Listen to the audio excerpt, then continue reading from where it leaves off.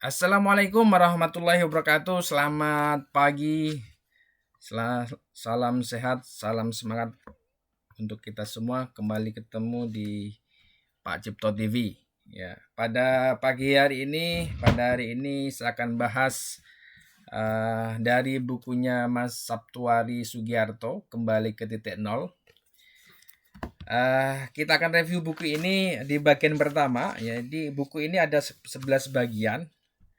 Yang pertama itu adalah konsep rezeki, kemudian yang kedua nyindir mahasiswa, bagian ketiga introspeksi bisnismu, bagian keempat waspada jebakan riba, bagian kelima kisah mereka melawan riba, bagian 6 hutang dan nabung, bagian 7 cerita dari negeri seberang, bagian 8 hidup berani beda dan berjuta rasa, yang ke-9 tak mau menyerah, dan yang ke-10 inspirasi hidup bermanfaat, dan yang ke-11 kembali ke nol. Oke, Pak Cipto akan berbagi apa sih isinya. Di bagian yang pertama adalah konsep rezeki ya, yang dituliskan oleh Mas Sabtuari Sugiarto. Ini luar biasa bukunya. Jadi kalau kalian punya kesempatan waktu beli buku, kemudian baca bukunya, ini cocok untuk yang calon pengusaha ataupun yang sudah berusaha. Saya akan kasih gambaran bahwa buku ini layak kita baca ya. Makanya pada hari ini saya akan mereview dari buku ini di bagian pertama, yaitu adalah konsep rezeki. Di bagian 1 headline-nya adalah konsep rezeki adalah dikejar malah lari, udah pasrah malah datang sendiri. Nah, konsep dari rezeki kalau dikejar malah lari, tapi kalau kita pasrah itu didatang sendiri. Oke, kita bisa lihat di bagian yang pertama ini adalah ditulis adalah lihat di level mana rezekimu. Ini ada 4 bagian. Yang pertama adalah rezeki yang dijamin.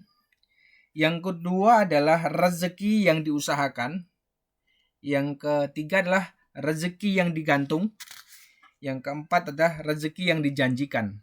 Artinya dari keempat ini apa sih maknanya? Yang pertama adalah rezeki yang dijamin.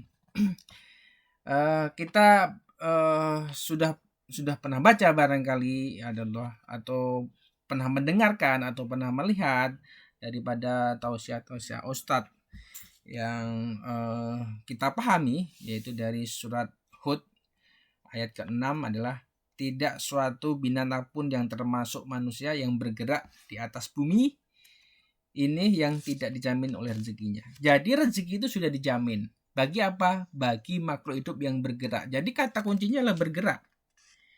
Jadi ketika kita masih hidup, ya kita mesti bergerak begitu. Ya. Nah, ini konsep yang dijamin.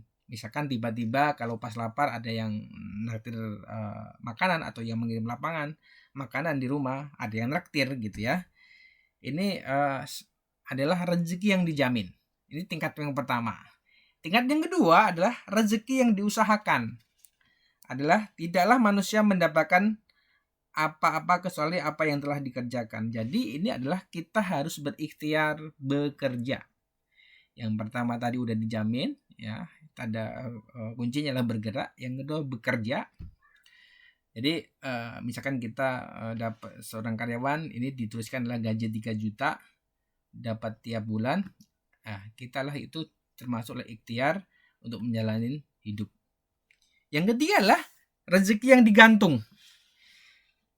Ini dikutip dari surat Ibrahim ayat 7, yaitu sesungguhnya jika kamu bersyukur pasti kamu akan menambah nikmat, dan jika kamu mengingkarinya maka sungguhnya azab. Jadi kita diminta bersyukur.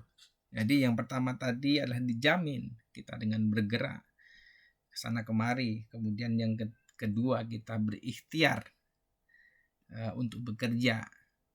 Yang ketiga adalah kita harus bersyukur. Dan yang terakhir, yang 4 adalah rezeki yang dijanjikan. Barang siapa yang bertakwa kepada Allah, niscaya dia akan mengadakan baginya jalan keluar dan memberinya rezeki dari arah yang tak disangka-sangka. Jadi pada intinya adalah ini adalah kacok ini bertakwa. Yang pertama tadi kita bergerak sebagai manusia pasti bergerak, berarti kita dijamin rezekinya.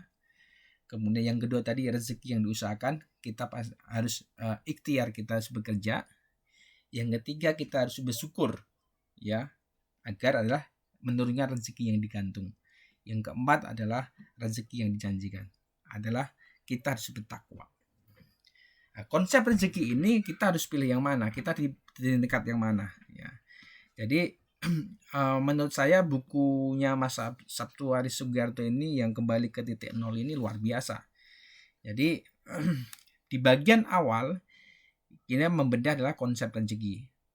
Tujuannya apa? Tujuannya bahwa sadar bahwa tingkat yang pertama adalah rezeki yang dijamin, tingkat selanjutnya adalah rezeki yang diusahakan, tingkat selanjutnya adalah rezeki yang digantung, yang terakhir adalah rezeki yang dijanjikan.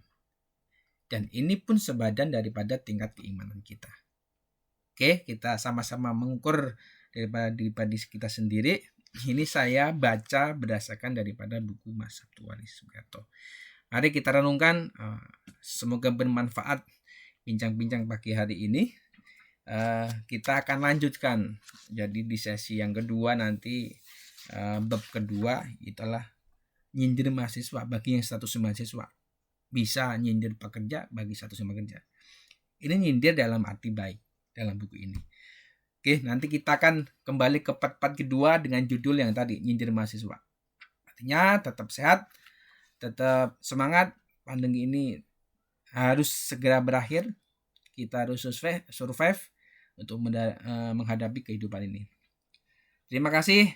Sekian dari saya Pak Cipto. Salam sehat, tetap semangat. Jos.